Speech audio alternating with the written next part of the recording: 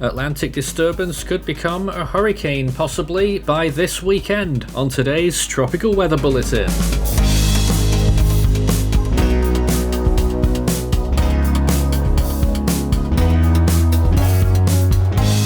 And now the latest around the wide world of tropics.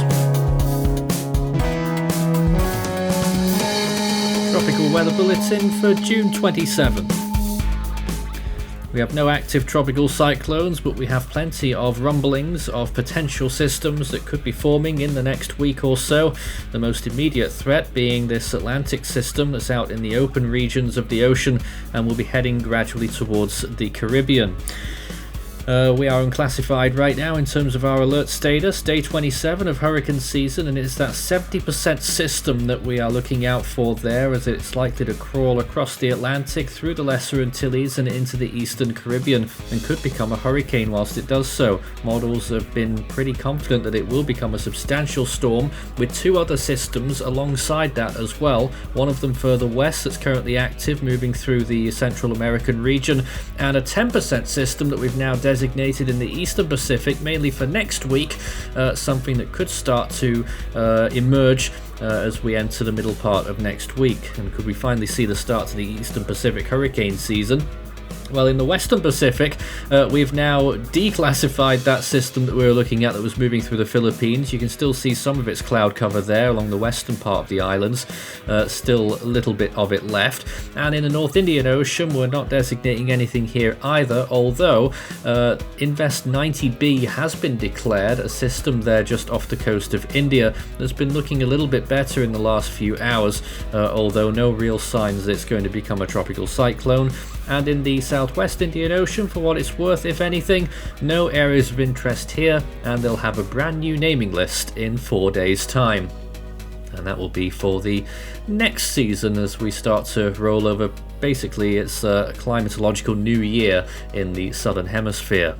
So it's Invest 95L is the tag that's been given to that 70% system in the Atlantic, and it's far away from anyone right now. It's 1,063 kilometers from the remote Belmonte Island, part of Brazil, 2355 from Paramaribo, 2802 from Barbados, which could get impacted, 2944 from Trinidad, and 3545 kilometers from Puerto Rico. So very high distances that we're looking at right now, but it is moving at about 15 miles per hour towards the west, and it will close up those miles gradually over the next few days.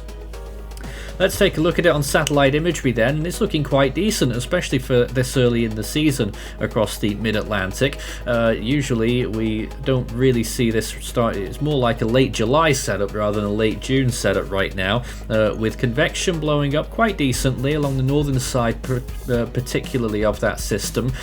Whether it's got a closed circulation or not, that's still up for grabs, I think. Probably not quite yet looking at that imagery, but with 70% given from the National Hurricane Center, it could form maybe earlier than we think. Already we've been playing catch up with those percentages as modeling has really changed dramatically over the last 48 hours towards this system developing and maybe becoming a significant cyclone.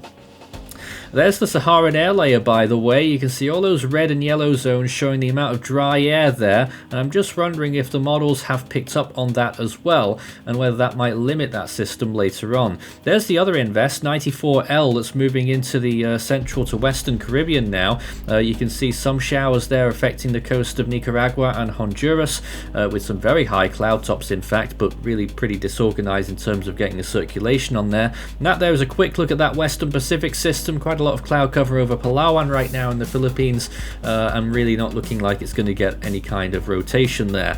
This is a wide view of the eastern seaboard of the United States, looking at geocolor imagery. You see that little system towards the bottom right there, and look at the amount of dry air and dust, Saharan dust here, all over the central part of the Caribbean there. I don't think I've seen anything quite like it this far west, at least not in a long time. Over Hispaniola and Puerto Rico getting quite a lot of that, but to its west there, that's Invest 94 with all of those showers blowing up in those last few frames, really looking quite impressive, although not very developmentally impressive. This is the Eastern Atlantic. You can see Invest 95L on the left hand side there as well, looking off the coast of Africa. A lot of dust in this region too. And this is the Eastern Pacific region.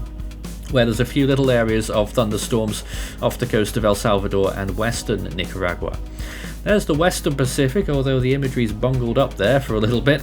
That system moving through the Philippines, but apart from that, not a huge amount going on there. And this is the Bay of Bengal. Might be difficult to see the coastal outlines there, but towards the left is that Invest 90B, and you can see that cloud that's been moving up there, and some signs of a possible rotation, but really not much to go on at the moment. And in the Arabian Sea, we've got quite a lot of clouds there as well. Some big thunderstorms moving through southern Pakistan and off the coast into the Arabian Sea. Sea surface temperatures are still looking decent across the eastern Pacific. Still some catching up to do in those higher latitudes. Gulf of California looking good. The Atlantic obviously looking good here as well across the whole region, and the Gulf of Mexico really warming up again there off Louisiana. Temperatures up and above 30 degrees Celsius. Caribbean Sea in general looking good. Main development region, a little bit of a cool spot in the middle of it all there, but in general it's looking quite good. In the Western Pacific, temperatures really getting up there now towards 32 degrees Celsius around the Philippine Islands, up towards Taiwan, and even through the southern Ryukyu Islands, with those 26 degree waters starting to reach the main islands of Japan. And in the North Indian Ocean, temperatures still looking good there as well, particularly along the Indian coastlines, with temperatures increasing up to about 30 to 31 degrees Celsius. Compared to average, it is very much above average in the Atlantic right now. Just one or two little cool spots, but in general it's around 2, 3, maybe 4 degrees above average in one or two spots. Eastern Pacific is near normal. Western Pacific is above normal as well, especially off the coast of China, Taiwan and the southern Japanese islands. And the North Indian Ocean is looking warm along the more northerly peripherals of the Bay of Bengal and the Arabian Sea. In general though, not much to worry about in terms of sea surface temperatures. Oceanic heat content is still extremely high in the Western Pacific and increasing further north as well now. Eastern Pacific still leaves a little bit to be desired there, with just a few green spots, and it's a little bit further out to sea where those high energy areas are. The oceanic heat content in the Atlantic though looks good for any system that will be traversing through the Caribbean, and it could be as soon as this one that we're watching in MES 95L, and possibly helping 94L produce all of that convection off the coast of Central America there as well.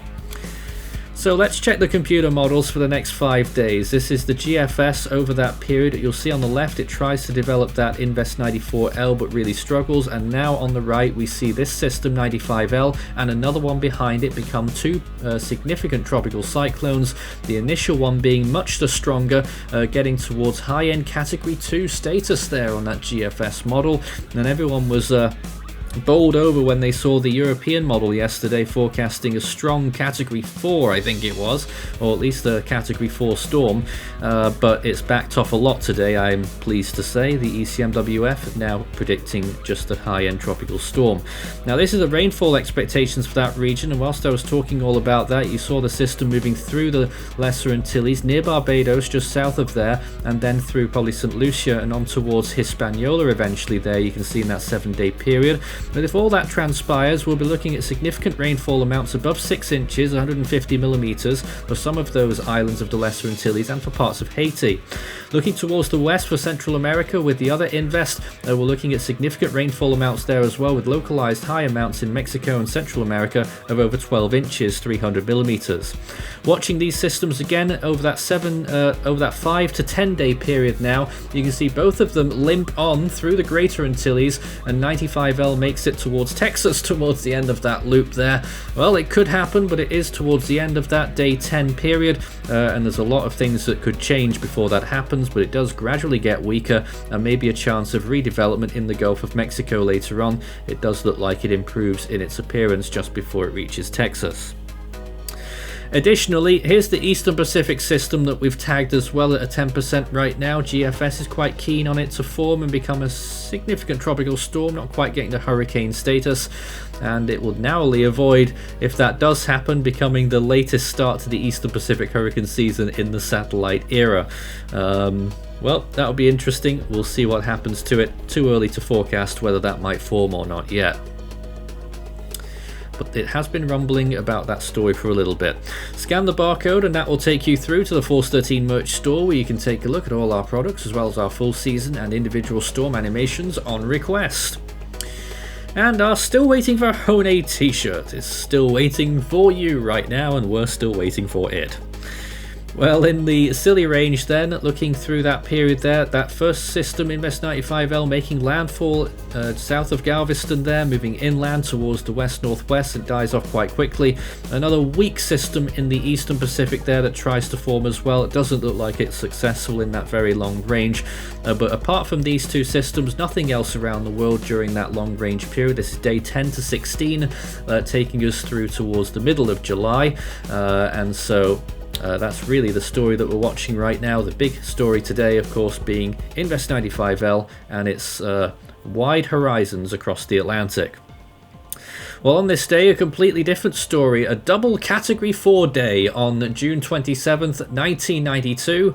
We had Hurricane Celia looking very good indeed. Pictured there, 145 mile per hour winds at its peak just at the start of this day. And Typhoon Bobby, which was just off the coast of the Philippines, heading towards Taiwan and the southern Japanese islands, reaching 130 mile per hour winds as it was recurving towards the north. And the much larger tropical storm Chuck there, which was harassing the coast of Vietnam, Hainan, China, and eventually pushing northwestwards into the Gulf of Tonkin. So there's been a lot to talk about today, that's for sure. The next name on the Atlantic naming list is Beryl. In the Eastern Pacific, we're still waiting for our first storm, Aletta.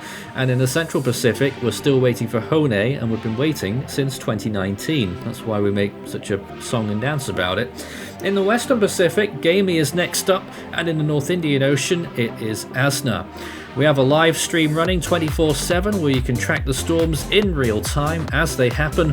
Just go to youtube.com/force13/live.